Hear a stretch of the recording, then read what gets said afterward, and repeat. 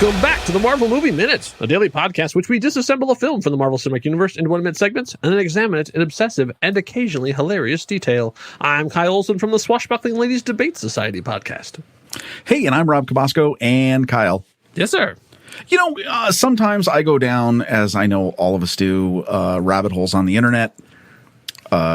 Recently, I was Googling some weird stuff, and I came across an article from IndiaTimes.com, written by Shawali Tiwari, and the title of the article is 11 of the most disturbing things found inside a human's body. Now, wow, for time and for stomachs, no pun intended, I'm not going to go into all 11 things because please don't. I mean, you don't want to know. But there were a couple things I couldn't believe the stories here in this list. Like one of them was about a guy who was in a serious car accident and he had extensive surgery, and then the surgery's completed, and years later he thinks that he's developing tuberculosis, but what they find out is that there was a belt from the vehicle that was left inside his chest. Whoa. Right? Like, what? Or the story of a man who had a terrible earache. His family takes him to the hospital, and they try to put him through the MRI, but they couldn't complete it because it became too painful. And then later in the day, he sneezes out a nail out of his nose. Or, wow. the craziest, in my opinion, of these stories is the story of a boy who accidentally swallowed a 9-centimeter long fish. And somehow the fish ended up in his lung. Oh. And it remained alive until it was found and removed surgically. Wow. Now, just want to say, there's some really weird things that end up in humans' bodies. True. To misquote Doctor Who, that's a hell of a fish. Yes. Oh my God, that's amazing. Let me just say, everyone, please be careful. Yes. And obviously, you know, accidents and stuff like that. Just, you know, let's just hope that your doctors and nurses and everybody are competent. They do what they need to do. I don't know why. There's something about this minute that made me think there's a line in this minute that made me think about the stuff that we put in our bodies, or get placed in our bodies. Yeah. Willingly or unwillingly. Yes. Invasive technology is on our minds here at minute 49 of Iron Man 2, directed by Mr. Jon Favreau, from the far back year of 2010. 10-year anniversary. Whoop, whoop. So we're picking up where we left off, which is in the middle of Rhodey's epic rant. So we're finally getting to see Don Cheadle actually do something. Yeah. Like, he's been sort of like, you know, fourth or fifth lead here on it. So finally he gets a chance to actually deliver some epic dialogue, and he is nailing it. Now, obviously, they didn't hire Don Cheadle off the street. I mean, he'd been on Golden Palace, for goodness sake, so he had earned his stripes. He'd already done all of the Ocean's movies by this point, too. You know, and if he could get through that ridiculous accent, then this stuff should be easy. Yes. So he's talking about the National Guard coming up and wanting to roll up tanks on the PCH. And he says, try to talk them out of rolling tanks on the PCH, knocking down your front door, and taking these. They're going to take your suits, Tony, okay? They're sick of the games. You said nobody else would possess this technology for 20 years. Well, guess what? Somebody else had it yesterday. It's not theoretical anymore. Are you listening to me? And then, like, as he gets close, he sees Tony is in a bad way. He says, are you okay? But before we pivot to what's going on with Tony, I just want to take a second here, because this is something Jon Favreau talked a lot about, in that this is a very delicate balance he has to do as a filmmaker here, because he's setting up for the back. For those of you who haven't seen Iron Man 2, wow, hi, what are you doing here? But thanks. Welcome. But the rest of us, let's assume that the rest of us has seen the rest of the movie. They're setting up the fact that Rhodey is going to walk off with a suit. But he has to do it in a very, very sensitive way, because if Rhodey just takes the suit, then he's a jerk and we hate him, and off he goes. But if you play it too much like he's the underdog and Tony is being a jerk, then all of a sudden Tony is not sympathetic anymore. So you have to have this basic thing where he's setting it up to say this is why it has to happen, but has to do it in a very even-keeled way so that when he takes the suit, we don't see it as, how can you take the suit from our hero? And not have it be that he's instantly a villain.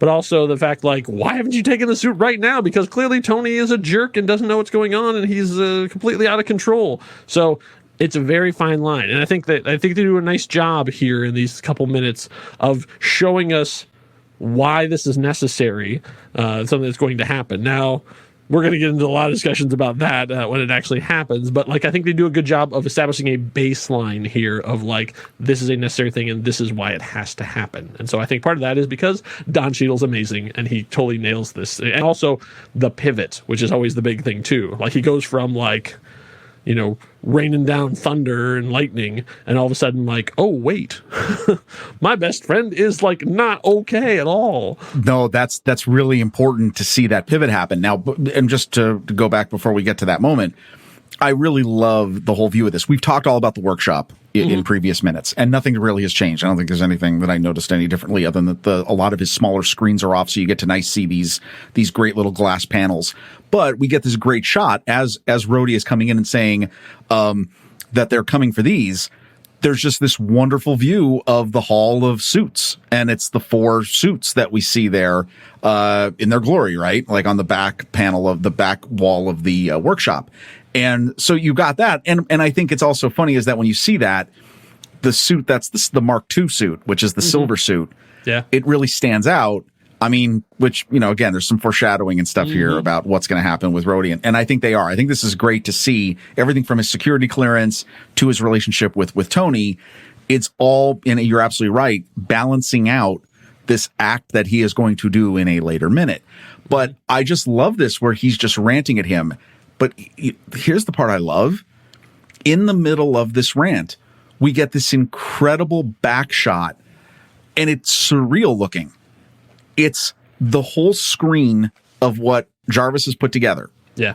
And in the foreground is Tony just looking at it. And it's almost like they've almost added a little glow around him. It's obviously from the screen, but it's him. You're just getting this realization that all of this enormity is now on Tony. Yeah. And it's breaking him. Yeah, it is completely dismantling him because everything that he thinks he knew, he doesn't know. And he's getting all of this real blunt truth from his really close friend. And I just love the moment where he comes up to him. And my God, when he walks up to him and then you cut to that side shot of Tony, he's crying. Like you can see, not only is he physically injured, not only does he look exhausted and look like the weight of the world's on him, he's weeping about the situation that he finds himself in.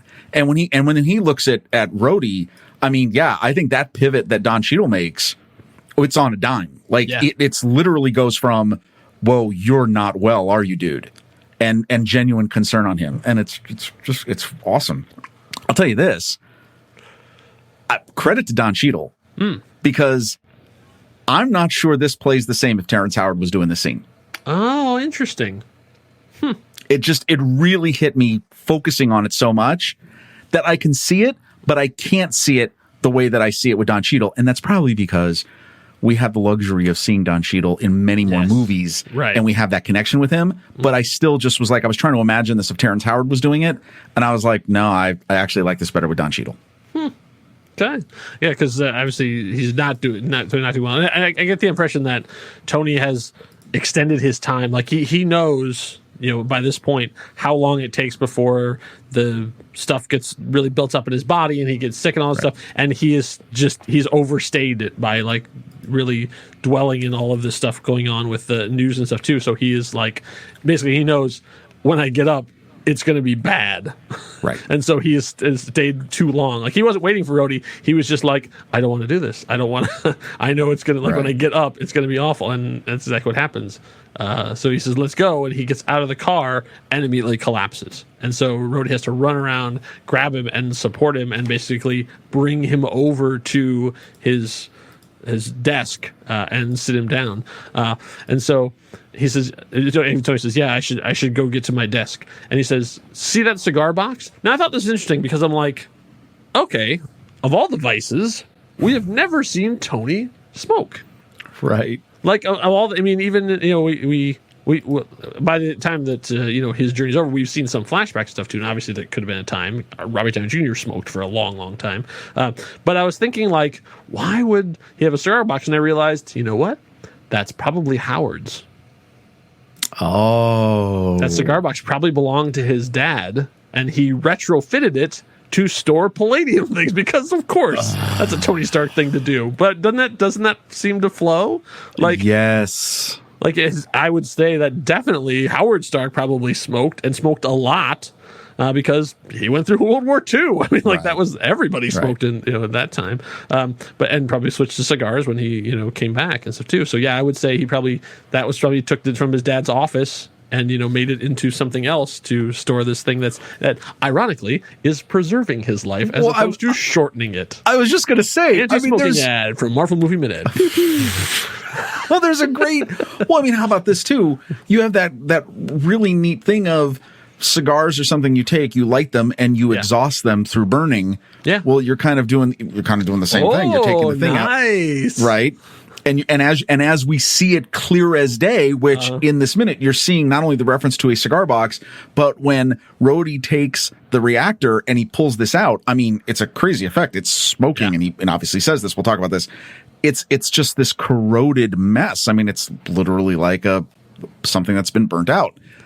That's a great little description that's going on with this prop. So the actual thing, when Tony pulls out the arc reactor, that wasn't really what it looked like when they saw it. Like, it was just basically like the little thing he held. All the stuff on top of it was added in later. I think all CG is another company that I think, if I remember right, in the commentary he said it was Blur Studios that did that. Okay. So they just came in and did that effect. So all of the moving pieces and the bits around it and stuff were all added in CGI later. Just like all the thing that was there was just like the disc and the little piece that was at the top. So you can see Don Cheadle actually is holding a real thing.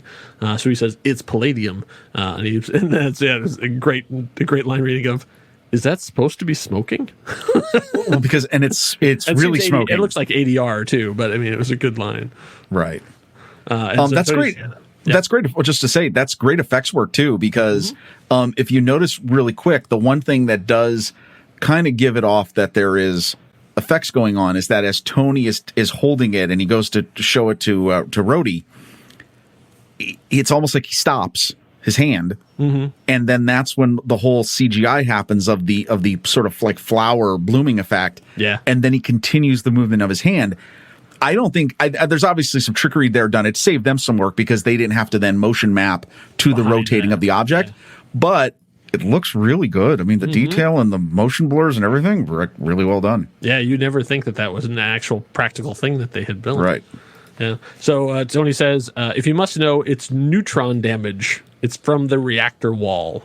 Sort of like, okay, Rhodey's a smart dude, but he's not going to know what that means. Like, I had to look it up to see what it is to learn about neutrino radiation and stuff too. Like, so much of that, I'm like, oh, I can't make a fun, entertaining way to do this. Like, scientists know, if you really want, you can dig into it, but like, it's smart people stuff, and it's really bad. Palladium, smoking, inside your body. Yes, radiation. Like basically it's breaking down the pieces. So Rhodey says, you had this in your body? Which, like, once again, he doesn't get caught up in all this scientific nonsense. It's just like, this smoking piece of metal, this is what's been inside you this whole time? And obviously, he sees the cigar box, so he knows, oh, this is something you've been doing on a regular basis. Like, ew. Well, and that's the end of the minute, which stinks, because then there's much more to Rhodey's realization of what is happening with Tony. You just got to find out in the next minute. Let's just suffice it to say, it's not a fish. There's no fish in Tony. No fish in Tony. If you want fish inside of people, look into the Umbrella Academy. Could not recommend that highly enough. So if you have other random references and things you'd like to do, you can do so over on Discord. That's right. We have our very own Discord server. Not only do we have a Marvel Movie Minute channel, but we have channels for all of our shows, including just random general talking about stuff. We have a lot of very dedicated, very intelligent people who are wanting to share their opinions on things. So it can be very fun and also very exciting conversations happening. And also, if you want to go fishing, that's also a good place. Yeah, that's right. You'll find some sharks trolling through those waters. But everybody's fine. Yeah, it's fine. We have some long-term people that have been around having these discussions, and they remain. So that's a good sign of a good board, which is shows you at my age. But the best thing about it is, yeah, I know, right? Log on to our BBS and join us over on Discord at Marvel Movie Minute at CompuServe.com. That's right. Check us out. Fire up your AOL and log on to our BBS, and don't get into a flame war. Oh my god. Everyone under 40 is going, what are these oldies talking about? And everybody over 40 is going, God, you guys suck. Just log on to Earthlink and you can join our Discord community. Oh, fire up your Netscape navigator and go over to nextreel.com. Scroll down to the Discord button, click it, and join it. And the best part about it is it's free. Yay! So make sure you're back here for minute 50 as we get into what's going on with Tony Stark's arc reactor and find out what's going on in one of the 5 boroughs. We'll be traveling around. So make sure you do not miss it. Enough said. Bye.